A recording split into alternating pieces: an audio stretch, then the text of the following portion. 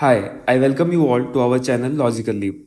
So, in this PYQ discussion of UP special question, we are currently on the theme of irrigation. So, in this, we have already completed the first question, given account of minor irrigation projects of Uttar Pradesh with suitable examples. I had also emphasized upon that you have to remember the names of these kind of projects such as tube well, shallow wells, pond and tanks, minor lift irrigation projects, small canals and channels and river channels. These kind of names that you have to remember. Why you have to remember these names? Because this is not going to come automatically to your mind. This is a kind of information. For example, when we were on the topic of tourism, and when the question was based on Bundelkhand and the tourist circuit that is being built over there. So there also I had told you that you have to remember the names like Chitrakoot, where associated with the Lord Ram's exile, then Bharat Koop temple, and then there Kakramat temple, Kakramat Sun temple. So all these names there also I had emphasize कि आपको ये जो नाम है वो याद करके चलने हैं, क्योंकि ये ऑटोमेटिकली आपके दिमाग में नहीं आने वाले. This is a kind of information, यही वैल्यू ऐड है जो आपके काम में आने वाला है, which is going to help you in the longer run. तो अब इसको एसोसिएशन हर टॉपिक में, like each and every topic has this kind of thing कि उसमें कुछ ना कुछ ऐसा वैल्यू ऐड होगा, उसमें कुछ इन्फॉर्मेशन होगी जिसके बिना आप अच्छे आंसर्स नहीं लिख पाओगे. बहुत सारे पॉइंट्स ऐसे होते हैं जो जेनरिक होते हैं. जैसे अगर मैं मान लो इरिगेशन के ऊपर लिख रहा हूँ and I have already written कि give an account of minor irrigation project, so मैंने वहाँ पे लिख दिया कि माइनर इरिगेशन में मैंने सारे नाम मेंशन कर दिए कि टैंक एंड पॉन्ड मेंशन कर दिया, उसके बाद फिर ट्यूबवेल मेंशन कर दिया, फिर माइनर लिफ्ट इरिगेशन मेंशन कर दिया, स्मॉल कैनल मेंशन कर दिया, चेक डैम मेंशन कर दिया. ये सब नाम मैंने लिख दिए. अब एक बार नाम लिख करके हो गया, and then if you think कि नहीं मेरे अभी भी पेज में कुछ जगह बची हुई है and I can also fill this space as well, तो वहां पे मैं क्या करूं? So there you can write what I had told you, like जो जेनरिक चीजें होती हैं लिखने के लिए, जिसके लिए फ्रेमवर्क काम काम में आपका आता है. वैसे भी बहुत सारे ऐसे क्वेश्चंस होंगे जिसमें डायरेक्टली वो फ्रेमवर्क यूज हो जाएगा, लेकिन जहाँ पे ऐसे स्पेसिफिक इन्फॉर्मेशन वाले क्वेश्चन पूछ लेते हैं, वहां पे हमारे पास ज्यादा, मतलब पहले तो हमको जो क्वेश्चन पूछा उसका आंसर देना है, फिर जो स्पेस बच रहा है या फिर जो हम थोड़ा बहुत स्पेस छोड़ करके रख रहे हैं कि इसमें बाकी चीजें भी लिख देंगे, वहां पे उसको लिख देना है, जिससे वो मतलब एक परसेप्शन बने कि आपने आंसर को बहुत ही हॉलिस्टिकली, आपने क्वेश्चन को बहुत ही हॉलिस्टिकली आंसर किया है, आपने कोई भी पार्ट स्किप नहीं किया है. तो अगर इसी क्वेश्चन में अगर लास्ट में आपका वे फॉरवर्ड बन जाता है या फिर बेनिफिट्स ऑफ माइनर इरिगेशन आप लिखते हो, तो उसमें लिख सकते हो कि इट्स इंक्रीजेज एग्रीकल्चर प्रोडक्टिविटी. पहला आपका जो आ गया फॉर मार्जिनल फार्मर्स के लिए एग्रीकल्चर प्रोडक्टिविटी बढ़ा रहा है, and then you can write it will increase the income of farmers. अब यहाँ पे देखो आप किस तरीके से जो भी एसोसिएटेड चीजें हैं किसी एक फार्मर से, वो वो मैं लिखते हुए चला जा रहा हूँ. I am not reading from somewhere, ये अभी बैठ रहा हूँ मैं, and then I am trying to think कि किस तरीके से अगर मैं बेनिफिट्स लिखने हो तो क्या क्या बेनिफिट्स हो सकता है. एक तो जो मार्जिनल फार्मर्स है उसके लिए एग्रीकल्चर प्रोडक्टिविटी बढ़ाएगा, उसकी इनकम बढ़ा देगा, क्रॉप लॉस को कम कर देगा, या और उसके बाद फिर जो मॉनसून पे डिपेंडेंसी है उसको भी रिड्यूस करेगा. गवर्नमेंट स्कीम्स जो हैं इस मामले में से प्रधानमंत्री कृषि सिंचाई योजना, ये जो ड्रिप इरिगेशन है, उन सब का भी एफिशिएंट यूटिलाइजेशन हो जाएगा. अब उसके बाद फिर आप लास्ट में जाकर के ऐसे एक और हेड बनाते हो वे फॉरवर्ड का, और वे फॉरवर्ड के अंदर आप लिख देते हो अवेयरनेस अमंग फार्मर्स. इस तरीके से आपको अप्रोच करना है. मतलब जो जेनरिक पॉइंट्स है उनको जेनरिकली यूज करो आप जहां जहां हो सके. वे फॉरवर्ड में have more projects like this. तो मतलब आपको ये समझ में आएगा कि किस तरीके से हमको ये क्वेश्चंस को अप्रोच करना है. तो एज वी गो अलोंग तो हम धीरे धीरे करके इन सारे पॉइंट्स को डिस्कस करेंगे, and then you will understand कि हमें किस तरीके से ये सारे क्वेश्चंस को अटेम्प्ट करना है. तो जैसे अभी नेक्स्ट क्वेश्चन आपका था, given underline the changes happening gradually in the source of irrigation in UP. तो जब पहला क्वेश्चन मैंने डिस्कस किया था तो उसी टाइम पे मैंने आपसे ये चीज कहा था कि you go back and try to answer this question कि क्या क्या चेंजेस हो रहे होंगे sources of irrigation in UP. तो बेसिकली वहां पे मेरा जो एक गाइडलाइन था आपको, एक जो मतलब the way I try to guide you in that was basically कि आपको इसके लिए नया कंटेंट पढ़ने की जरूरत नहीं है. Once you have done the hard work, once you have memorise कि माइनर इरिगेशन में क्या क्या चीजें हो सकती हैं, पोस्ट दैट एक बार वो करने के बाद when you come to this topic of source of irrigation in UP, तो उसी में खेलना आप चालू करो. यही चीज मैंने बार बार आपको टूरिज्म में भी बताया है, एग्रीकल्चर में भी बताया, मिनरल में भी बताया, कि आपको बहुत सारी चीज़ें याद करने की ज़रूरत नहीं है। You need not to remember a lot of information, you have to use that information in multiple ways, in at multiple places. तो उसी तरीके से माइनर इरिगेशन वाले को ही यहाँ पे यूज़ करना है। अगर आप देखोगे ट्यूबवेल, तो उसमें भी मैंने कुछ-कुछ आपको एक पॉइंट्स ब्रॉड हेडर ब्रेनस्टॉर्मिंग के फॉर्म में बता रखा था। लेकिन अगर मैं अभी अभी उसको रिपीट करने का ज़्यादा मीनिंग है नहीं, we will directly discuss this particular question. But before I go ahead, I request you to go back and at least if you have not done the brainstorming, do the brainstorming part। आप जा करके लिखो इनके नाम, minor irrigation वाले के नाम। तो उनके नाम लिखने के बाद थोड़ा सा आप सोच के देखो कि क्या चीजें बढ़ी होंगी, क्या कम होंगी। क्या पॉन्ड्स एंड टैंक्स अब ज्यादा है विलेजेस में, या ट्यूबवेल सब ज्यादा है आज के टाइम में? मतलब कैनल बेस्ड इरिगेशन जो है वो ज्यादा बढ़ा है आपका, या फिर जो जो ट्रेडिशनल मेथड्स है, आहार एंड पाइंस इस तरीके के, वो ज्यादा बढ़ा है? तो जो मॉडर्न मीन्स है जैसे कि ड्रिप इरिगेशन, वो ज्यादा अडॉप्ट किया गया है, या फिर जो ट्रेडिशनल मीन्स है उनको ज्यादा कंटिन्यू किया गया है? तो जाहिर सी बात है, जो ट्रेडिशनल हो गया, जो पुराना हो गया है, उसको लोग छोड़ देते हैं। और कई कई बार जो हमारा क्लाइमेट चेंज वगैरह की वजह से, ग्राउंड वाटर डिप्लीशन की वजह से, अब जब ग्राउंड वाटर डिप्लीट हो रहा है तो पॉन्ड्स एंड टैंक्स की तो बात ही आप छोड़ दीजिए। तो इस तरीके से आपको सोचना है यहाँ पे कि जो भी मैंने नाम याद रखे हैं उनका किस तरीके से मैं यूज करूँ अपने आंसर्स में। जैसे रिवर लिफ्ट इरिगेशन प्रोजेक्ट्स, ये बढ़ रहे हैं अब, क्यों? क्योंकि गवर्नमेंट इनको सपोर्ट दे रही है। गवर्नमेंट अब ज्यादा अवेयरनेस हो लोगों के अंदर कि रिवर से हम ज्यादा मतलब ये पानी का यूज कर सके। I have seen nearby also कि किस तरीके से गोमती के अंदर, that is not basically lift irrigation, but to some extent आप बोल सकते हो कि वो लिफ्ट इरिगेशन जैसा ही है, क्योंकि वो मतलब जो ये ट्यूबवेल्स वगैरह होते हैं उनका यूज करके रिवर से पानी उठा करके अपने खेत मतलब अपने जो फार्म से उनकी उनका इरिगेशन कर रहे हैं, उनकी सिंचाई कर रहे हैं।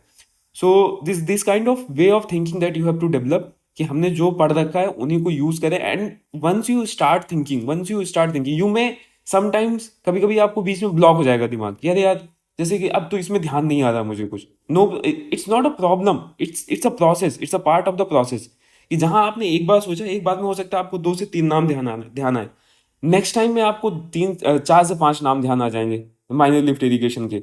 उसके बाद पहले आपने ये सोचा कि हाँ, मतलब एक जो ये फ्रेमवर्क है सोचने का, कि जो पुराना है उसका यूज कम हो जाता है, जो चीजें नहीं आती उनका अडॉप्शन ज्यादा हो जाता है। जैसे मैंने आपको बताया कि अगर कोई ड्रिप इरिगेशन यूज कर रहा है, तो अगर मान लो एक टाइम था जहाँ पे 0 फार्मर थे जिन्होंने ड्रिप इरिगेशन यूज किया, फिर एक फार्मर आया जिसने ड्रिप इरिगेशन चालू कर दिया, इसके इन दोनों के बीच में कितना डिफरेंस है?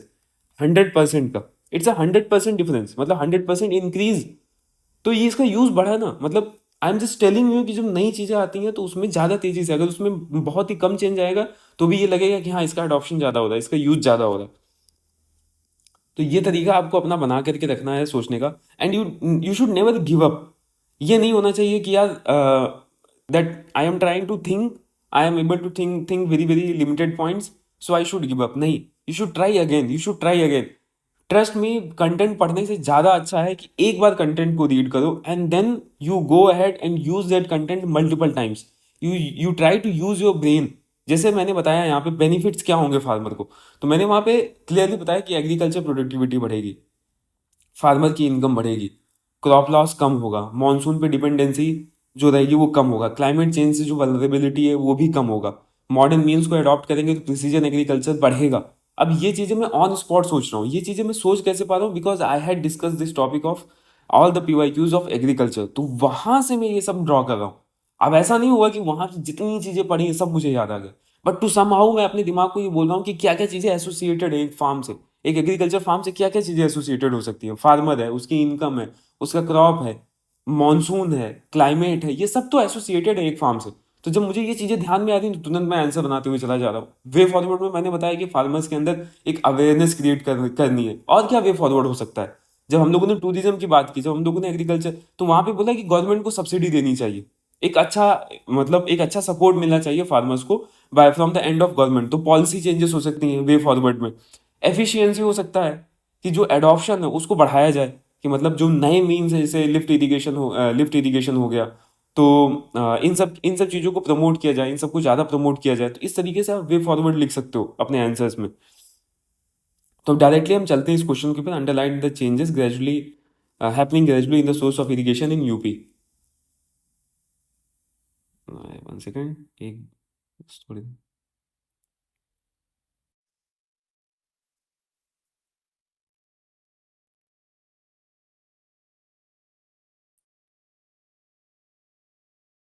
तो यहाँ पे जैसे आपका एक underline the changes happening gradually in the source of irrigation in UP. तो पूरा इतना बड़ा तो इंट्रोडक्शन नहीं लिखना है, सिर्फ 2 लाइन का आपका इंट्रोडक्शन होना चाहिए। लेकिन कुछ की वर्ड्स के लिए मैं ये जनरली इंट्रोडक्शन लिख लेता हूँ, जैसे agrarian economy, Uttar Pradesh prominently an agrarian economy has witness significant changes in the irrigation system over the years, from tradition to modern, from traditional to modern, efficient techniques reflecting water availability, policy reforms and technological advancement। तो आप यहाँ पे सीधा लिख सकते हो कि new means of irrigation have been adopted by the means of policy reforms that the government has brought over a period of time and the technological changes that has taken place।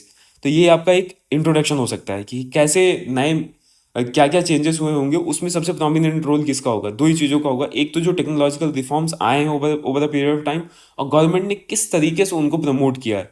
क्योंकि जो बहुत बड़े level पे irrigation projects होते हैं, जैसे canal based irrigation हो गया, रिवर लिफ्ट इरिगेशन हो गया, this no ordinary farmer can do on its own, on his और हर ओन। तो इसमें गवर्नमेंट का ही रोल होता है। और दूसरा होता है जो टेक्नोलॉजी रिलेटेड चीज़ें होती है, फार्मर्स बस उसको अडॉप्ट करते हैं, फार्मर्स बस उसको यूज़ करना चालू करते हैं। It comes from somewhere else, there are the people who do research on this, जिस पे काम करते हैं। जैसे ड्रिप इरिगेशन मेथड हो गया आपका, प्रिसीजन फार्मिंग हो गया, एक्वापोनिक्स हो गया, हाइड्रोपोनिक्स हो गया, ये सब पे काम होता है। Then farmers adopt these methods over the period of time. तो इंट्रोडक्शन इसका यही सुटेबल इंट्रोडक्शन बनेगा। जब भी आप इंट्रोडक्शन लिखो ना, तो आप क्वेश्चन के कंटेक्स्ट को ध्यान रखो। क्वेश्चन में पूछ सका कि क्या चेंजेस हुए हैं over the period of time, तो आप मैंने आंसर इससे, मैंने जो इंट्रोडक्शन है वो इस तरीके से लिख दिया, the changes has taken because of the technological intervention and policy support from the government and. तो Uttar Pradesh is the granary of India and the irrigation in Uttar Pradesh has changed over the period of time because of the technological intervention and policy reforms that the government has brought. इतना बेहतरीन सा introduction on spot बना करके आपको दे रहा हूं मैं। This is something that you have to train yourself for, कि आप अपने आप को ट्रेन करो इस चीज के लिए कि यार क्वेश्चन देखा मैंने, क्वेश्चन का एक अच्छा इंट्रोडक्शन क्या हो सकता है। जैसे इससे पहले हम लोगों ने बात की थी माइनर इरिगेशन प्रोजेक्ट्स की, तो वहां पे अच्छा इंट्रोडक्शन क्या हो सकता है? You connected it with marginal farmers, marginal and small farmers. That minor irrigation project is important for marginal and small farmers for the agriculture, for their agricultural productivity. And Uttar Pradesh being a state of 60%, being a state where 60% of the population depends on agriculture, minor irrigation plays a very important role. वहां पे आप दूसरा introduction बना सकते हो कि majority of more than 80% of the farmers in Uttar Pradesh are small farmers, therefore the minor irrigation projects becomes a very play a very crucial role in the irrigation or in the supporting the farm productivity। Multiple तरीके हो सकते हैं introduction के, बस आपको ये सोच के चलना है कि कहाँ किस तरीके से डेटा यूज करते हैं। आप वहां पे ये भी इंट्रोडक्शन बना सकते हो कि the entire Gangetic plain of Uttar Pradesh has largely been dependent on agriculture, but the land ownership of farmers is quite small, therefore the minor irrigation projects play a very crucial role। तीन चीजों से मैंने connect करते हुए आपके सामने introduction बना करके दिखाया आपको। तो this is the way how you have to prepare yourself, कि आप ऑन स्पॉट बैठो, आप क्वेश्चन को पढ़ो, कुछ चीजों को कनेक्ट करो, आप इंट्रोडक्शन बना दो। धीरे धीरे करके हम इस चीज को और अच्छा करेंगे। If I am able to complete this entire discussion on PYQs, I will try to bring a test series. This test series will be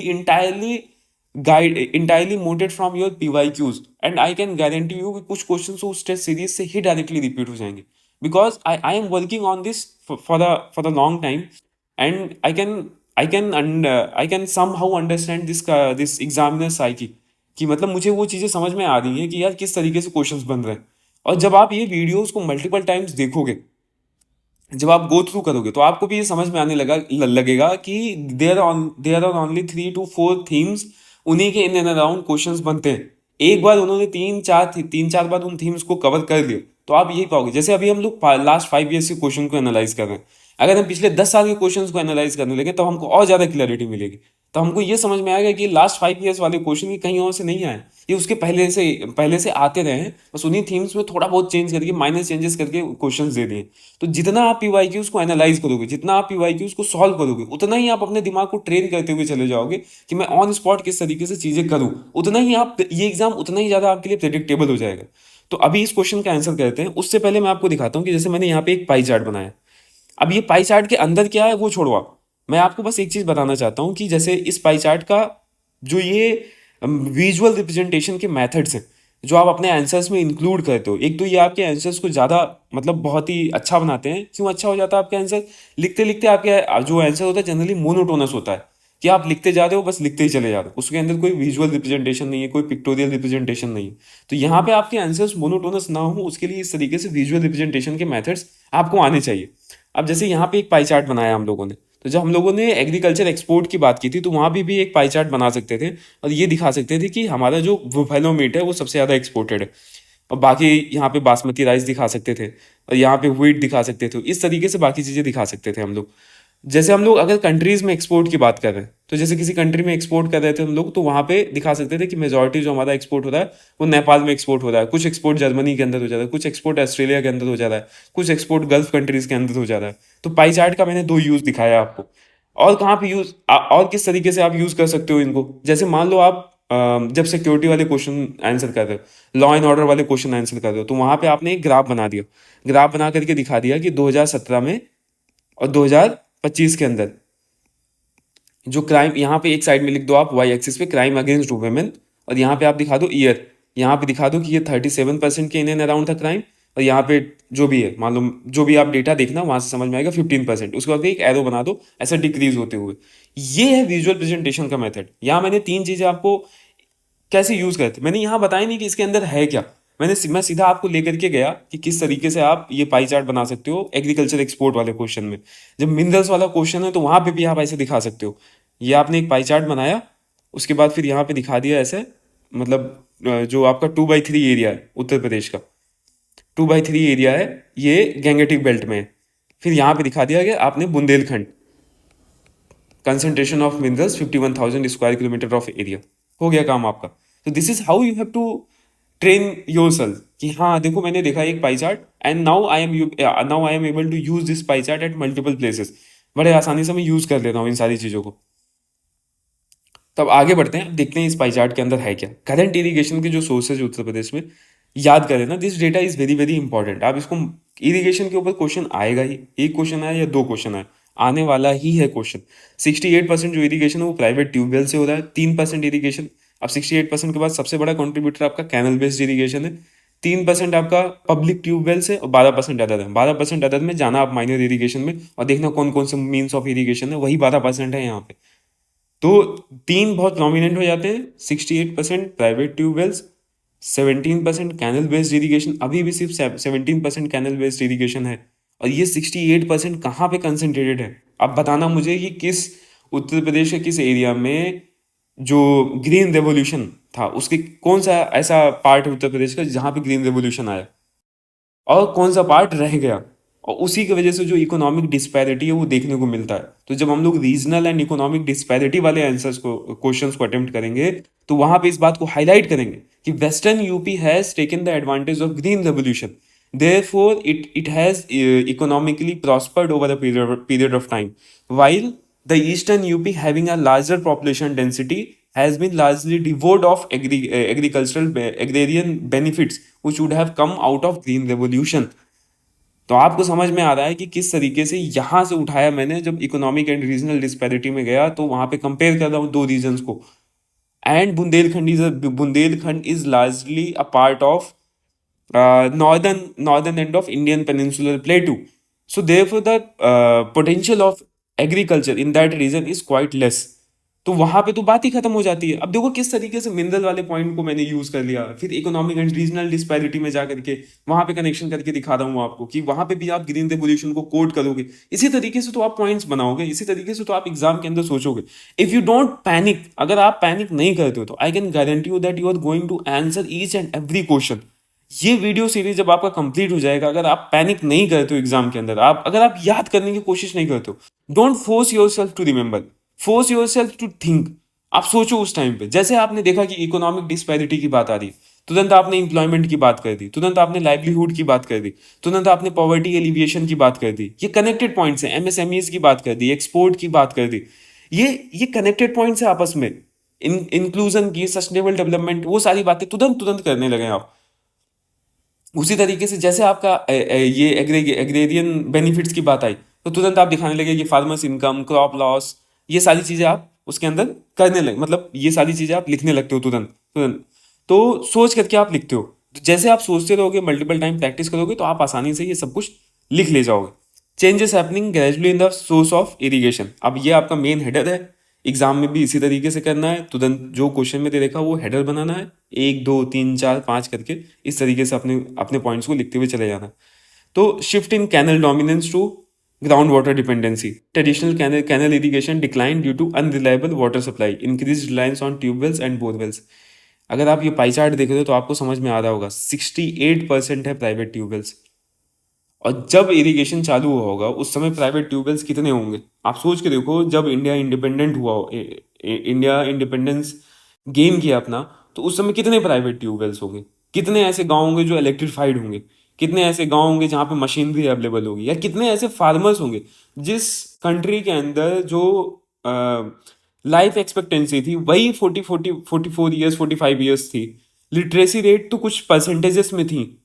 उस देश के अंदर आप प्राइवेट ट्यूबवेल्स कैसे फार्मर अडॉप्ट कर लेगा? माल न्यूट्रिशन इतना ज्यादा था, गरीबी इतनी ज्यादा थी, मतलब फैमिन की कंडीशंस बन जाती है अगर यूएस का जो एक हम लोग इंपोर्ट ना करते हैं वहां से फूड ग्रेन्स। तो ऐसे देश के अंदर प्राइवेट ट्यूबवेल्स कितने होंगे post independence? Major source of irrigation उस टाइम पे क्या रहा होगा? जो कैनल बेस्ड इरिगेशन रहा होगा। तो यहाँ पे बहुत ही स्मार्टली यूज करना है इसको कि कैनल बेस्ड इरिगेशन का जो डोमिनेंस है वो कम हुआ है और जो प्राइवेट ट्यूबवेल्स इनका डोमिनेंस बढ़ा है। फिर अगला पॉइंट मैं वही लिख रहा हूँ, कितने मतलब अगर मैं ये बोलना चाहूँ कि because of X Y is happening, तो बिकॉज अगर एक्स के वजह से वाई इंक्रीज कर रहा है, और लेट सपोज एक मेरे पास जार है, वहाँ पे कुछ रेड बॉल्स हैं and there are some blue balls. तो ठीक है, अब मैंने एक यहाँ से ब्लू बॉल को निकाल लिया बाहर। तो मैं दो तरीके से लिख सकता हूँ इसको, number of blue balls has gone down to 3 from 4। ठीक है, और उसके बाद दूसरा पॉइंट लिख सकता हूँ मैं यहाँ पे, the relatively the number of red balls has increase in the jar. पहले मैं देखूंगा कि 4:4 का रेशियो था ग्रीन और रेड का, अब कितना है? 4:3 का रेशियो है। ठीक है, तो पहला मैं ये बोल सकता हूँ कि यार जो ब्लू बॉल्स है वो डिक्रीज कर गई, इसके अंदर वो घट गई। और दूसरा पॉइंट मैं ये बोल सकता हूँ कि compare to blue balls now the number of red balls is more. तो एक लिख दिया मैंने कि कैनल डोमिनेंस कम हुआ है, दूसरा लिख दिया मैंने एक्सपेंशन ऑफ ट्यूबवेल इरिगेशन। इस तरीके से आपको स्मार्टली एक से दूसरा पॉइंट, दूसरे से तीसरा पॉइंट, अब ये सब चीज़ें over the period of time बहुत एडवांस हो जाती हैं। ये लगने लगता है जब आप बहुत ज़्यादा आंसर्स लिख लेते हो तो आपको ये समझ में आने लगता है। Because I have given UPSC mains, तो उस टाइम पे मैंने बहुत ज़्यादा आंसर्स की प्रैक्टिस की थी। And post this UPPCS special I have written each and every answer. ये लिखने से पहले मैंने प्रॉपर एक पेज पे ब्रेन किया है, इसका कंटेंट वगैरह देख करके इंटरनेट से ढूंढ करके मैंने ब्रेन किया। ब्रेन करने के बाद ये आंसर्स लिखे हैं, so that it becomes my own notes. अभी आप देखोगे कि मार्केट में लोग अपने नोट्स निकाल रहे हैं, people are bringing out their notes. वो तो ठीक है, आप नोट्स निकालते रहो, they are selling it to the people, to the larger community. लेकिन मेरा एम्फेसाइज इस बात के ऊपर है कि आप अपने आप को ट्रेन करो, आप सोचने के लिए ट्रेन करो कि किस तरीके से मैं अपने आंसर्स को ज़्यादा अच्छे तरीके से लिख सकता हूँ, किस तरीके से मैं सोच सकता हूँ। एग्जाम के अंदर रटी रटाई चीज़ें उतनी काम नहीं आती जितना आपका थिंकिंग प्रोसेस काम आता है। और दूसरी बात यह है कि दोनों का मिक्स एंड मैच करना है, सिर्फ इस पे फ्रेमवर्क पे डिपेंडेंट हो जाना ये भी नहीं करना है। कंटेंट भी इंपॉर्टेंट है, बिना कंटेंट के आप सोच नहीं सकते हो। बहुत सारे लोग ऐसे हैं कि जिन्होंने ये बोल दिया है कि नहीं नहीं सिर्फ आप इसी तरीके से, जैसे कुछ कोचिंग्स में मैंने देखता हूँ कि बस टीचर आए and they will give you some topic, उसके बाद फिर वो चले गए, then they will ask you कि इसके ऊपर सोचो आप बैठ करके। बिना कंटेंट के हम कैसे सोचेंगे? अगर कोई someone is very naive, someone is giving this exam for the first time, they cannot think it for the, without information they cannot start to think on this। हाँ, ये हो सकता है कि अगर the person is smart enough to connect things with day to day life, then he or she can very easily at least have some 10 to 15 points in and around him। 10 point तो आराम से बना लेगा। जैसे कोई इतना smart है कि जिसको समझ में आ रहा है कि इरिगेशन का रिलेशन किन किन चीज़ों से है, तो उसको पता है इरिगेशन का फार्म से तो रिलेटेड है ही है, फार्मर की इनकम से भी उतना ही रिलेशन है, इरिगेशन की एग्रीकल्चर प्रोडक्टिविटी से, क्रॉप ईल्ड से भी उतना ही रिलेशन है, इरिगेशन का एक्सपोर्ट से भी मैं रिलेशन ड्रॉ कर सकता हूँ कि अगर इरिगेशन नहीं अच्छा प्रोवाइड हो पाएगा तो हम क्रॉप को एक्सपोर्ट भी नहीं कर पाएंगे दूसरी जगहों पे। तो इस तरीके से अगर वो बैठ करके सोच रहा है कि हाँ कनेक्शंस ड्रॉ कर रहा है, तो एटलीस्ट ये रहेगा कि he will be doing much better than the 90% of the population, अगर वो फर्स्ट टाइमर है तभी भी। तो सोचना भी है, साथ ही साथ में कंटेंट को भी पढ़ना, दोनों चीज़ों को हॉलिस्टिकली साथ में लेकर के चलना है। एक्सपेंशन ऑफ ट्यूबवेल इरिगेशन, उसके बाद फिर कैनन रिलैंड जो एरिया, वो वेस्टर्न यूपी जो है, वहाँ पे भी कुछ कुछ चेंजेस अब देखने को मिल रहे हैं, ट्यूबवेल इरिगेशन लोग अडॉप्ट कर रहे हैं। From boring scheme, free boring scheme, boosted installation in Meerut Saharanpur. मैंने वही चीज़ आपसे पहले भी बताया है जब माइनर इरिगेशन की बात कर रहा था, नाम लिखते जाना डिस्ट्रिक्ट्स के। मेरठ सहारनपुर लिख दिया मैंने, हाथरस अलीगढ़ लिख दिया था जब मैंने लोअर गंगा कैनल की बात की थी। जब मैंने लोअर गंगा कैनल में आपको बताया कि वो वेस्टर्न यूपी में है, तो वहाँ पे हाथरस अलीगढ़ की बात कर दी। ये the previous video I recorded yesterday, और उसके पहले जो ये कंटेंट है, दिस आई हैड रिटन, मतलब हो गया मुझे अभी लिखे हुए ये 2-3 मंथ्स। तो फिर भी मुझे याद है ये सारी चीज़ें, because of repetition, because of going through the content n number of times. वही मैं आपसे भी रिक्वेस्ट कर रहा हूँ, you go through these things n number of times, force yourself to read all these things. Decline in open wells uses, तो अब तो ये कम ही होगा ना, ओपन वेल कहाँ कोई यूज करने जा रहा है। एक तो लोग माइग्रेट कर रहे हैं from rural areas to cities, तो ओपन वेल यूजेस तो बहुत दूर की ही बात हो गई कि अब कोई नहीं यूज करने वाला। अब लोग या तो ट्यूबवेल यूज कर लेते हैं, या तो कैनल बेस्ड इरिगेशन हो गया उनका, या तो कर ही नहीं रहे खेती, वो छोड़ ही दिया उन्होंने अपना फार्म।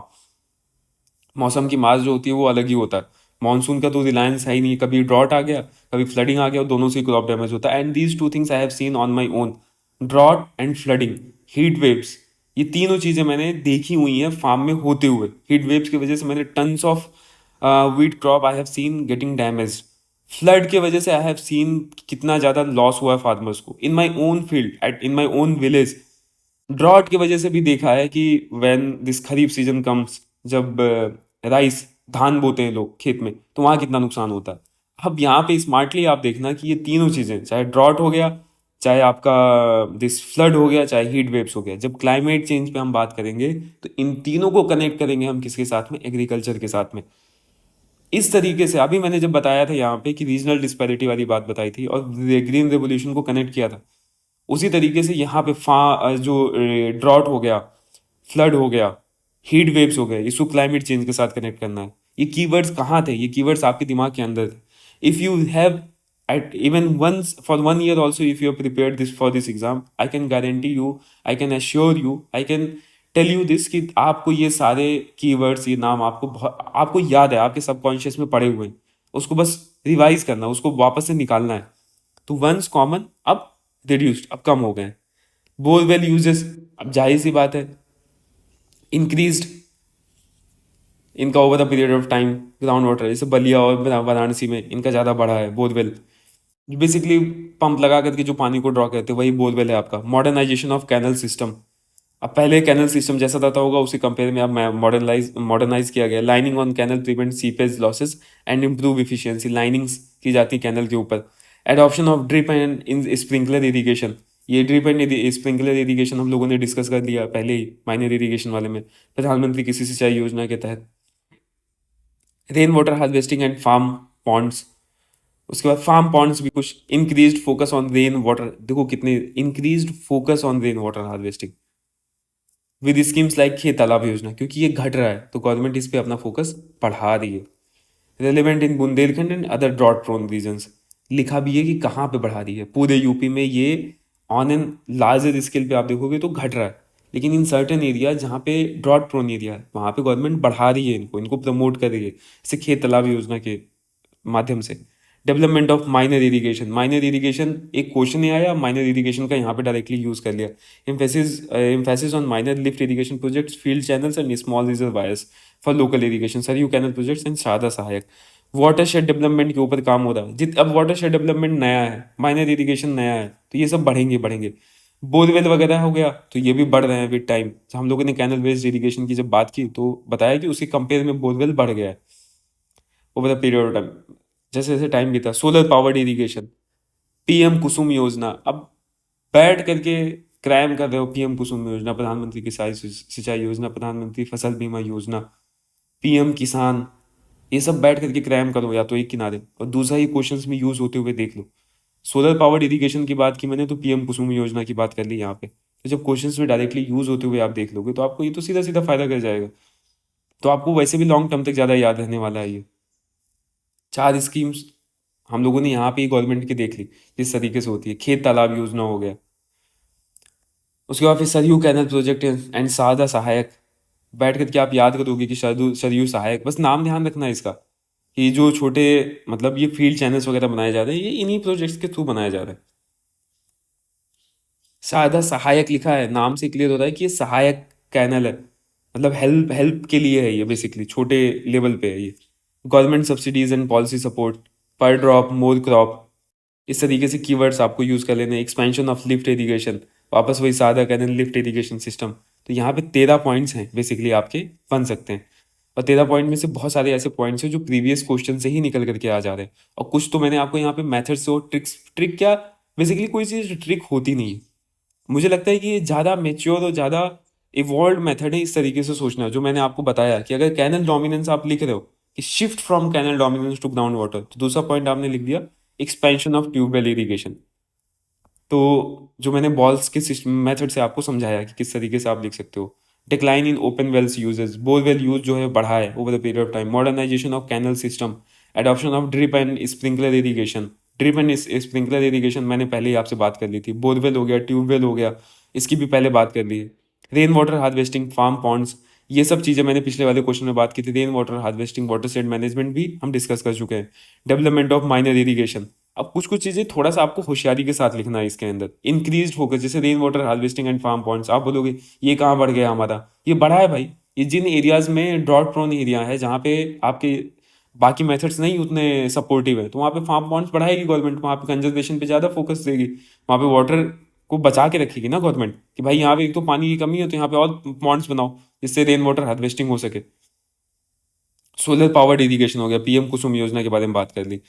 उसके बाद फिर गवर्नमेंट सब्सिडीज में पर ड्रॉप मोर क्रॉप, जो वैल्यू ऐड होता जा रहा है उसको याद करते चले जाओ। पर drop more crop, PM Kusum Yojana, ये सारी चीज़ें जो हैं इनको you have to keep remembering this. Saryu canal project, Sharda Sahayak, expansion of lift irrigation. Lift irrigation आप गूगल पे डालना और देखना कि क्या होता है, इट्स इंटरेस्टिंग। आप खुद से भी कुछ चीज़ें करो so that you also get familiarized with all these things. Solar powered irrigation, PM Kusum Yojana. So in the next video, we will discuss the remaining questions. I will try to complete this irrigation topic very soon. And also at the end of the topic, I will try कि आपको बहुत सारे ऐसे methods धीरे धीरे करके आप adopt करते चले जाओ, और धीरे धीरे करके आप उसको समझते चले जाओ। जैसे इस क्वेश्चन में हम लोगों ने एक, देखो वीडियो के एंड में जो वीडियो के स्टार्टिंग में बताया उसको भूल मत जाना। सबसे बेहतरीन चीज़ है कि ये पाई चार्ट और ये ग्राफ बना करके एक विजुअल रिप्रेजेंटेशन डालना अपने आंसर्स के अंदर। दूसरा मैंने आपको ये बताया कि किस तरीके से एक पॉइंट से दूसरा पॉइंट आप निकाल सकते हो, मतलब अगर जो भी मैंने वो मेथड आपको समझाया उस तरीके से। उसके बाद प्रीवियस क्वेश्चन से ही, प्रीवियस जो क्वेश्चन हम लोगों ने डिस्कस किया उन्हीं से ज़्यादातर पॉइंट्स आपके निकल करके आ जा रहे हैं। तो in the next video we will discuss the remaining question. Thank you so much.